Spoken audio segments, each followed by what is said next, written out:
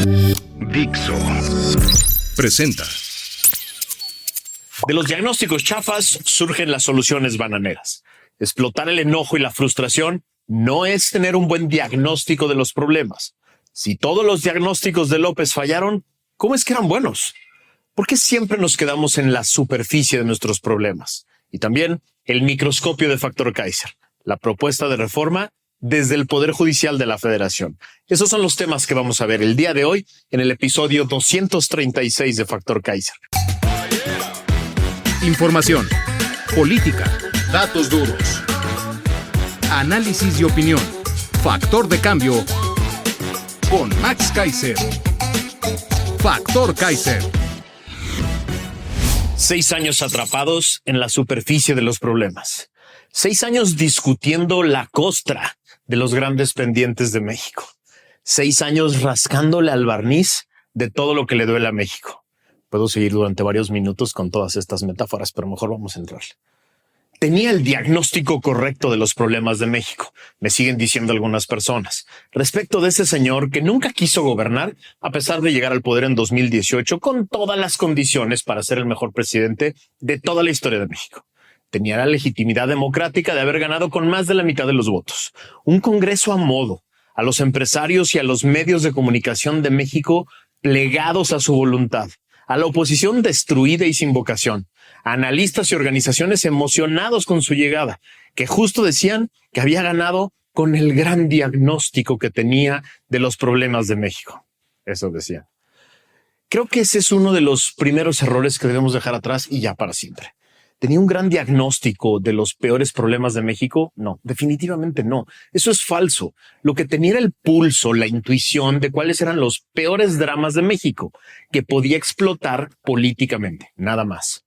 Bueno, tenía un buen diagnóstico, pero pésimas soluciones, dicen otras personas más moderadas. ¿Sí? El problema fue que no logró empatar esas soluciones al buen diagnóstico que tenía. Déjame tratar de analizar este engaño con otro tema.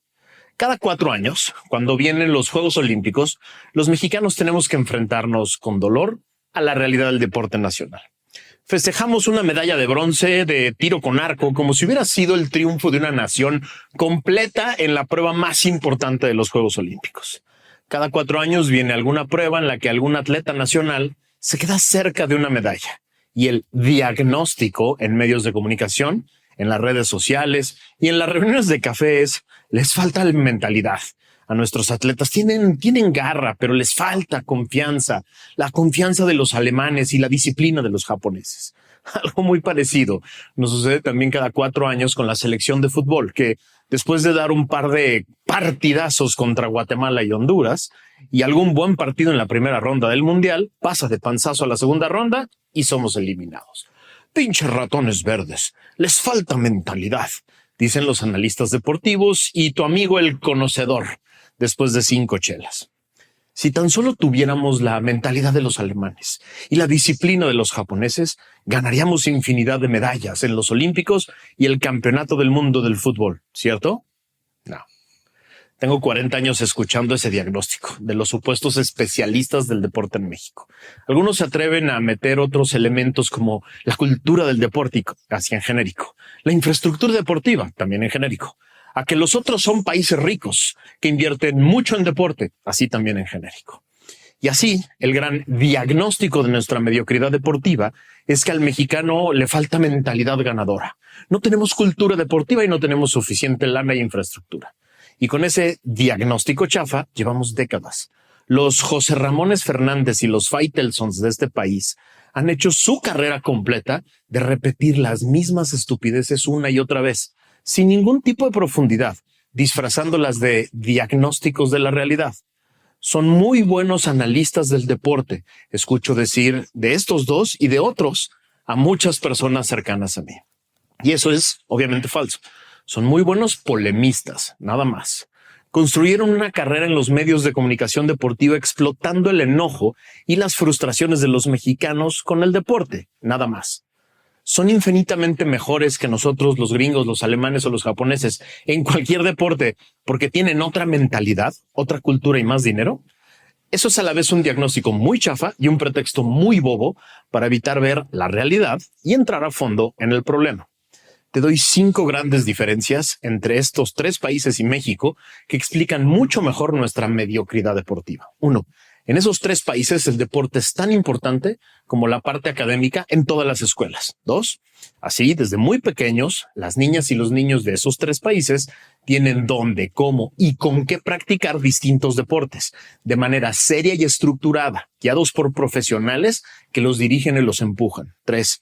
En esos 3 países hay, en paralelo a las escuelas, ligas bien organizadas, financiadas y supervisadas, con espacios adecuados para empujar y desarrollar el talento de aquellos pequeños que quieren ir más allá del deporte escolar. 4. Esas ligas están aliadas con las organizaciones profesionales que captan los mejores talentos, los apoyan, los promueven, los desarrollan y los convierten en deportistas de alto rendimiento con todo tipo de soporte. Y 5. A lo largo de todos estos pasos, existen autoridades de distintos tipos y reglas claras que permiten a todos conocer sus derechos y sus obligaciones y rendir cuentas. Nada de estas 5 cosas existen en México, ni cerca. Conozco directamente estas 5 cosas porque durante toda mi infancia fui nadador de alto rendimiento y con enorme frustración pude ver todas las carencias del deporte mexicano respecto de otros países. Quienes hemos practicado deporte de alto rendimiento en México sabemos perfectamente que una medalla olímpica es un milagro personal. Sí, un milagro personal. De un individuo y de su familia que lograron vencer miles de obstáculos visibles e invisibles. Las medallas y los triunfos deportivos de mexicanas y mexicanos son siempre a pesar de y no gracias a. Lorena Ochoa, Alexandra Grasso, Adrián Fernández, Checo Pérez, Rafa Márquez, Vanessa Zambotti o Paola Espinosa, por poner algunos ejemplos, son garbanzos de a libra que lograron lo que lograron gracias a un heroico esfuerzo personal y familiar y miles de circunstancias que se juntaron para permitírselos. Un analista deportivo chafa diría que ellos son la prueba de que cuando un mexicano quiere, puede, y estaría completamente equivocado, porque en el camino se han quedado miles de mujeres y hombres mexicanos con todo el talento del mundo y toda la mentalidad del mundo en un país que no tiene ninguna de las 5 cosas que te acabo de describir. ¿Me despide el tema con la parte deportiva y ya no vamos a hablar de lo político? No, ahí te va. Algo muy parecido hacemos en la política. En lugar de entrarle a los temas de fondo y hacer diagnósticos profundos de nuestros problemas, preferimos quedarnos en la superficie y premiar a los políticos con los mejores slogans. Te pongo un ejemplo muy parecido al deportivo. López dijo, por años, que las causas de la violencia en México eran la pobreza y la desigualdad. Es el equivalente a nos falta mentalidad. En Chiapas, en Michoacán, en Guerrero, en Colima o en Sinaloa, hay mucha violencia porque hay pobreza y hay desigualdad. Qué buen diagnóstico, dirían algunos. Y así repitió hasta la náusea que si él llegaba al poder, acabaría con la pobreza y con la desigualdad, daría muchos abrazos a los malos y se acabaría con la violencia.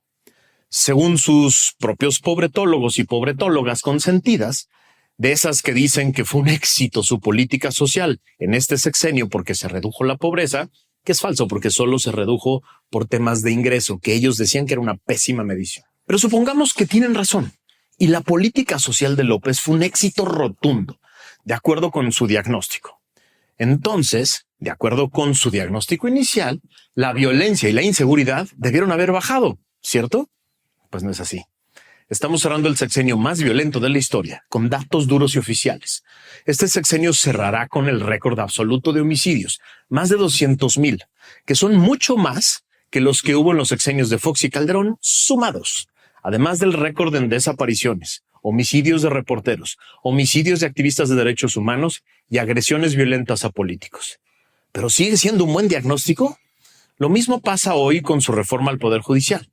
Acusa sin ningún tipo de pruebas a todos los ministros, jueces y magistrados de ser corruptos y de privilegiar los intereses de los ricos.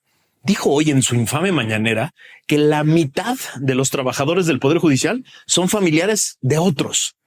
Dice que el Poder Judicial necesita ser electo para que se acabe la corrupción. Esos son básicamente los elementos con los que justifica su venganza destructiva contra el Poder Judicial. Y hay quienes dicen, tiene un buen diagnóstico, porque si hay corrupción en el Poder Judicial, y si hay nepotismo, y si hay problemas en el acceso a la justicia. No y 1000 veces no. Su diagnóstico es pésimo, es tramposo, es genérico, es mentiroso, es engañoso y es manipulador. ¿Hay corrupción y nepotismo en el Poder Judicial? Absolutamente sí. ¿Todo el Poder Judicial es corrupto? Absolutamente no. El Poder Judicial es como cualquier órgano. Tiene de todo. Caímos en la trampa. Debimos haberle dicho que sí a la reforma. Pero así no, porque el Poder Judicial sí tiene problemas, dicen algunos incautos políticos que insisten en hacerle el caldo gordo, hacerle el juego y hacerlo parecer un gran genio. Es como si mañana todas las federaciones deportivas mexicanas dicen: Faitelson y José Ramón Fernández tienen razón. Para que ya no nos critiquen, vamos a meter a terapia a todos los deportistas mexicanos, para que mejoren su mentalidad y así ganen campeonatos y medallas.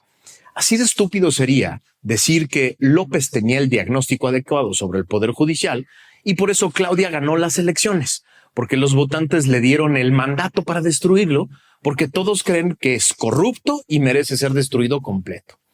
Así tenemos un grave problema. Y si dije tenemos, todos, si decidimos seguir en la superficie de nuestros problemas y carencias, siempre haremos malos diagnósticos, siempre estaremos lejos de entender realmente nuestros problemas y siempre estaremos a merced de los farsantes que dicen entenderlos y dicen tener las soluciones. Como todos los debates de este sexenio, este tampoco es un debate de reforma judicial sí o reforma judicial no. No. Esos debates binarios son una estupidez y una trampa. Estamos muy lejos de tener el Poder Judicial que merecemos, muy lejos. Y tenemos que ir tema por tema, desde las designaciones, la preparación, la supervisión, la disciplina, la transparencia o la rendición de cuentas de los juzgadores, hasta los temas sustantivos como el acceso a la justicia y la eficacia del control de la legalidad. Unos requerirán una gran reforma de gran calado, otros requerirán solo ajustes reglamentarios y administrativos. Lo que es un hecho es que la reforma propuesta por el nacionalpopulismo obradorista nada tiene que ver con estos problemas reales del Poder Judicial. Nada tiene que ver con resolverlos. Surge de una simple venganza política y carece del más elemental diagnóstico técnico. Por eso, se lo suplico, ya dejen de decir que López y el nacionalpopulismo obradorista tenían un buen diagnóstico de la realidad. En el mejor de los casos, tenían una buena intuición de las traiciones sufridas por los mexicanos y las frustraciones añejas que éstas generaban y se dedicaron a explotarlas. Nada más. Tengamos seriedad para llevar estos problemas fuera de estas cosas binarias chafas de a favor o en contra. Necesitamos ponernos serios y ponernos a trabajar entre todos. Y ya hay una solución. La tiene el Poder Judicial. El microscopio de Factor Kaiser. La propuesta de reforma desde el Poder Judicial Federal. ¿Desde dónde debe venir? Nos vamos con las ocurrencias de López porque no hay propuestas de parte del Poder Judicial Federal, dijo básicamente ayer, con todo el cinismo que lo caracteriza el neomorenista Javier Corral. Sí hay, es muy rica, es muy completa y parte de un diagnóstico real, muy sincero y muy completo desde el poder que quiere mantener su prestigio y su independencia.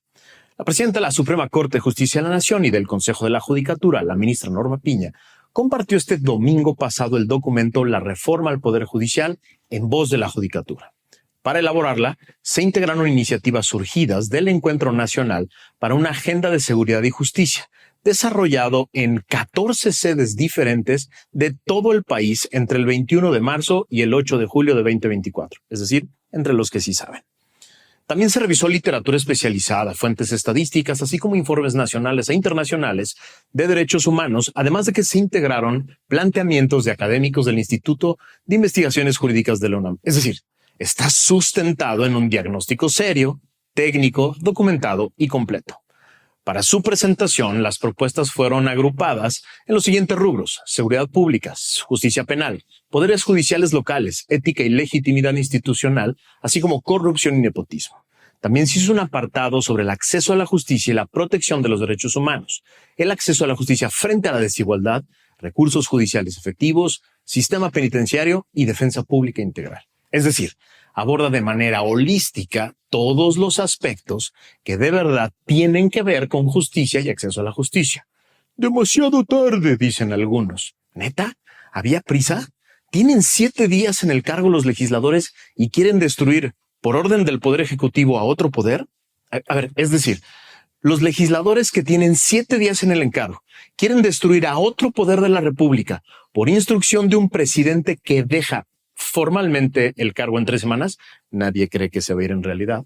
Que 2 poderes se pongan de acuerdo para destruir a un tercero es formalmente la caída de la República. Y es la primera vez en toda la historia de este país que sucede. ¿Por qué carajos el ansia de venganza de López y de sus empleados en el Congreso debe ser la única vía para reformar al Poder Judicial? El Poder Judicial Federal, desde su órgano máximo, respaldado por el grueso del Poder Judicial, le está presentando a tiempo y en forma al otro poder su diagnóstico integral y las propuestas concretas para mejorar desde adentro. Yo ya leí el documento de 272 páginas que se presentó ayer. Es muy claro, muy profundo y muy completo. Si tú crees que vas a leer un conjunto de porras y elogios al Poder Judicial, te equivocas. Entran a fondo a sus propios problemas, los describen con honestidad, con datos duros y proponen soluciones reales a cada uno de ellos. Si los comparas con el dictamen que hizo Monreal en la Cámara de Diputados, te darías cuenta del abismo que hay entre uno y otro.